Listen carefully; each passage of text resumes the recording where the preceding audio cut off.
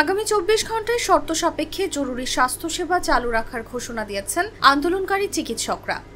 একজন চিকিৎসকের বিপরীতে একজন নিরাপত্তা রক্ষী থাকার শর্তে সারা দেশে জরুরি সেবা চালু হবে বলে উল্লেখ করেছেন তারা। রবিবার স্বাস্থ্য উপদেষ্টার সঙ্গে আন্দোলনকারীদের আলোচনা শেষে ঢাকা মেডিকেল কলেজের প্রশাসনিক ভবনের সামনে কথা বলেন চিকিৎসকরা।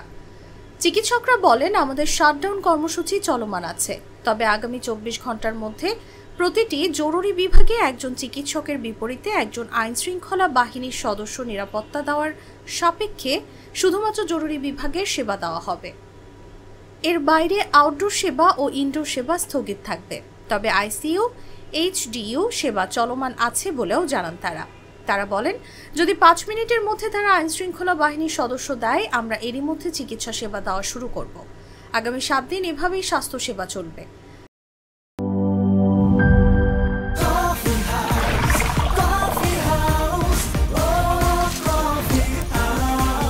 কফি হাউস, প্রতি চুমুকে আড্ডা জমে।